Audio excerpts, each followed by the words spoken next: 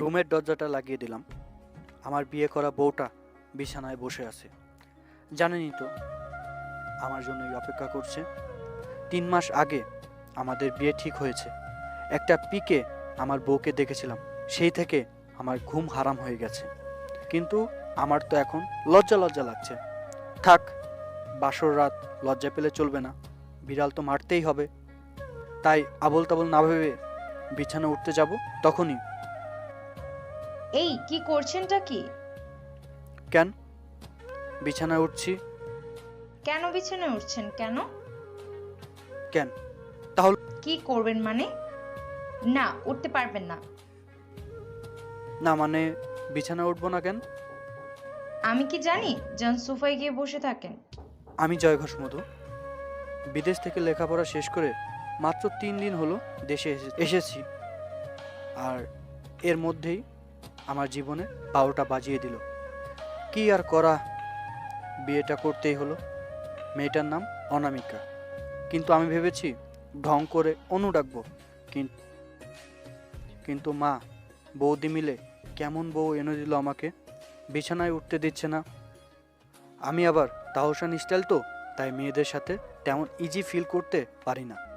এটা হবে না। কিন্তু বাসর রাতে আমার সাথে অত্যাচার করা হচ্ছে না, এটা বলতেই আমার দিকে গরম চোখে তাকালো। তাই ভয় পেয়ে বললাম, না মানে একটু শুনুন। দেখো, তুমি না মানে আপনি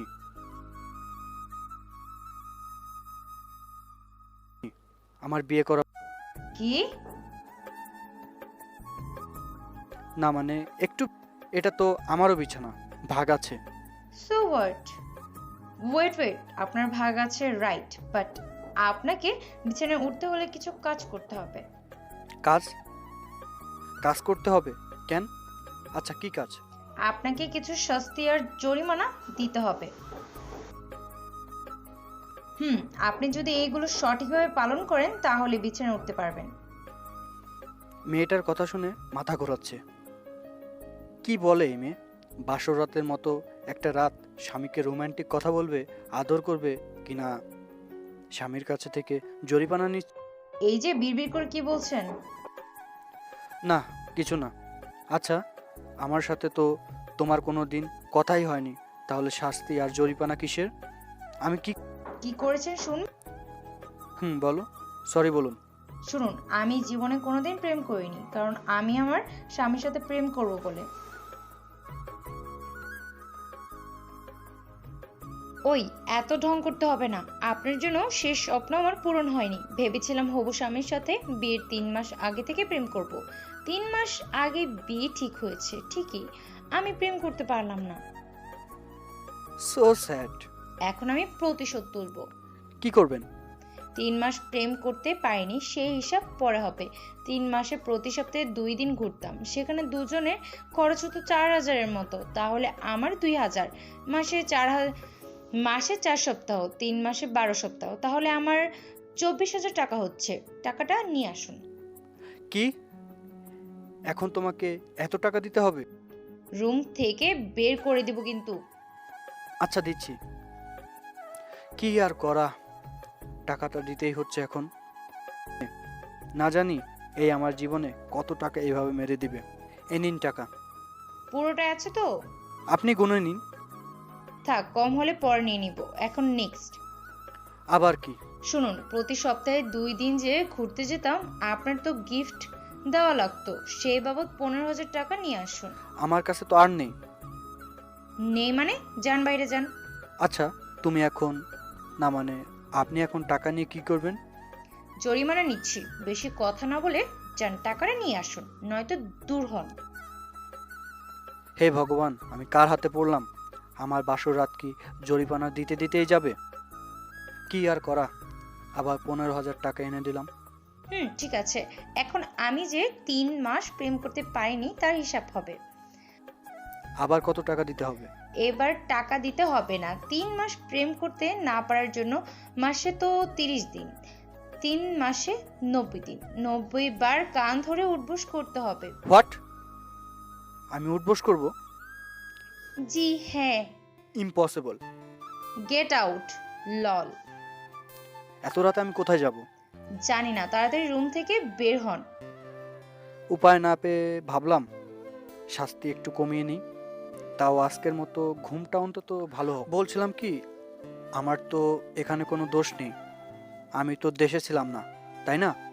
তা না হলে তো প্রেম করতাম। বলছি কি, শাস্তিটা একটু কম করা যায় না? আচ্ছা 40 বার। না না, একটা কথা বলি, 10 বার করি। কি এত কম?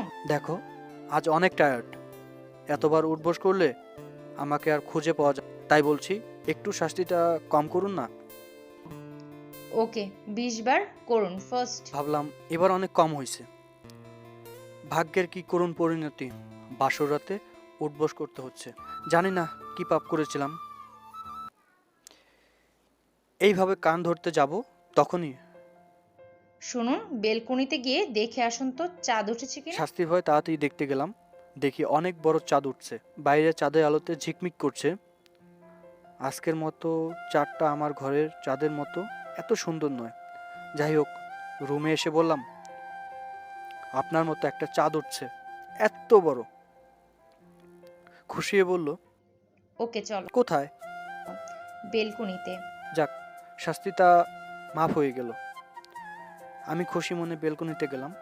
তার 10 হাত দূরে দাঁড়িয়ে আছি, ব্যালকনিতে সোফায় বসে। এখানে বসুন। তার থেকে একটু দূরে সরে বসলাম। এ কি এত দূর কেন? না, আপনি যদি কিছু মনে করেন। কিছু মনে করবো মানে? আমি তোমার বউ না, বুদ্ধ। কাছে আসো। কাছে গিয়ে বসলাম। অনামিকা আমার হাত ধরে বসে রইল। আমি কোনো কথা বলছি না। অনামিকা বলল, কিছু বলছো না কেন? আমি বললাম, কি বলবো? অনামিকা মনটা খারাপ করে আমার হাত জড়িয়ে ধরে কাঁধে মাথা রেখে বসে রইল। কিছুক্ষণ পর, মধু। বলো।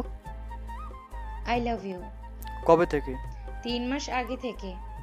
I love you too. হঠাৎ আমার ঠোঁটে মিষ্টি একটা নরম ঠোঁটের স্পর্শ অনুভব করলাম। নিজেকে মনে হয় হারিয়ে ফেলছি। প্রকৃতির সব কিছু যেন থমকে গেছে, কিন্তু আমার মনের ভেতর ঢেউ খেলছে। মধুর সময়টা পার করার পর অনামিকার দিকে তাক লজ্জায় আমাকে জড়িয়ে ধরে আমার বুকে মুখ লুকালো। চাঁদের জ্যোৎস্নায় ওর মুখের এক পাশটা ঝলমল করছিল। কিছু চুল ওর চওড়টা ঢেকে দিতে যাচ্ছে। আমি চুলে হাত দিতে ও আরো শক্ত করে আমাকে জড়িয়ে ধরলো। আমি ওকে পরম যত্নে আগলে রেখেছি। আমাকে এভাবেই সবসময় আগলে রাখবে তো? হুম। কখনো কষ্ট দিবে না তো?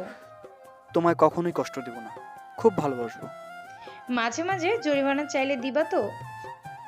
তখন ওর মুখটা তুলে কপালে একটা আলতো চুমু এঁকে দিয়ে বললাম, আচ্ছা দিব।